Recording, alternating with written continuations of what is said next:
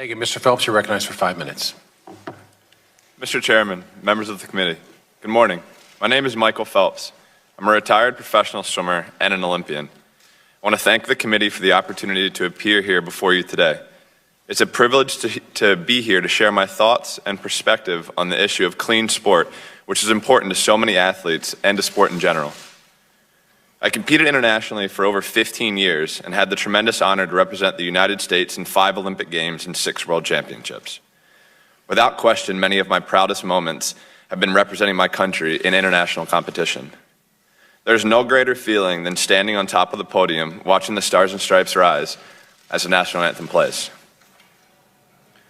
The Rio Olympics were special for me because it gave me the opportunity to end my career on my terms, and to do it with my wife, Nicole, and son, Boomer, watching.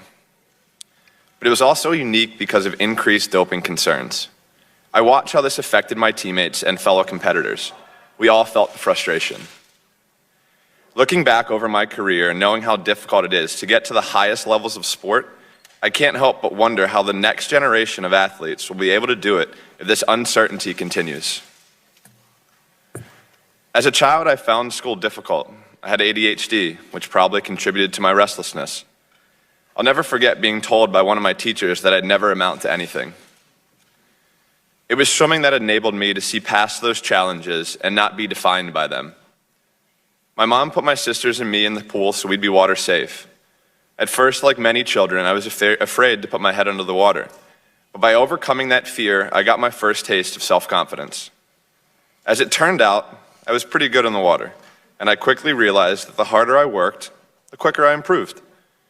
I found a focus and a purpose I'd never felt before. I would set goals for myself and work like crazy until I accomplished them.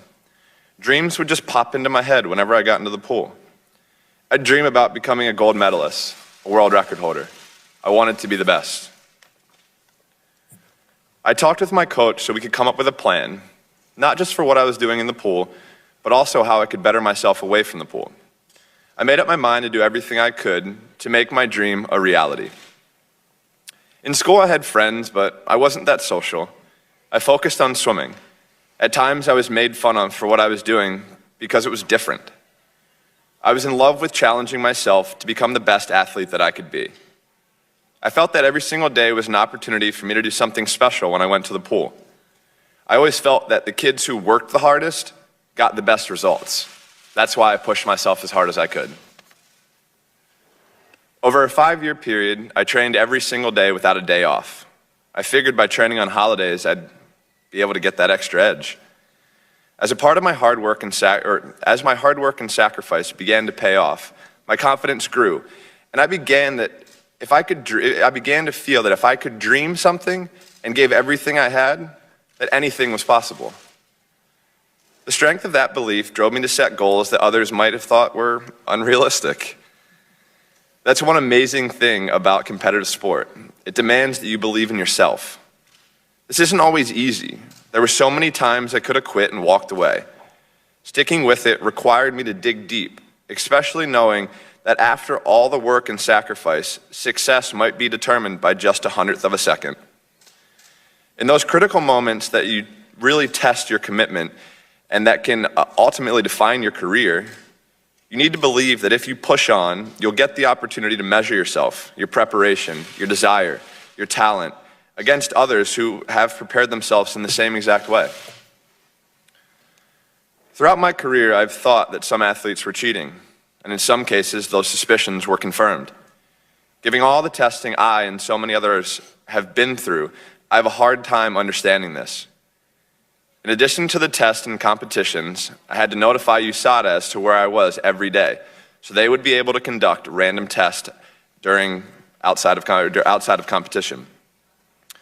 This whole process takes a toll, but it's absolutely worth it to keep the sport clean and fair. I can't describe how frustrating it is to see other athletes break through performance barriers in unrealistic timeframes, knowing what I had to do to go through that. I watched how this affected my teammates as well. Even the suspicion of doping is disillusioning for clean athletes. To believe in yourself through sport, you need to be able to believe in the system that safeguards clean sport and fair play.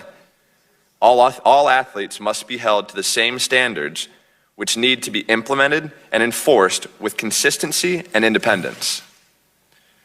For years now, I've worked closely with kids. Most of these kids aren't swimmers, but they're eager to sit down and talk with me, and they're always full of questions. It's when I talk about being a kid like them and how this all started with a dream, you see their eyes lighten up. We talk about how I did it, and I tell them that they can do it too. To look into a child's eyes and tell them if they dare to dream and do the work, they can succeed. The power to believe in yourself and inspire others through sport depends upon fair play. Now that I'm retired, I'm frequently asked if I think anybody will ever win more medals than me in my lifetime. My answer to that question is I hope so. I'd like to think there's some little boy or girl out there now with an even bigger dream, an even stronger drive to work harder than I ever did to do something that's never been done before. But for that to happen, he or she must believe they will get a fair opportunity to compete. If we allow our confidence in fair play to erode, we will undermine the power of sport and the goals and dreams of future generations. The time to act is now.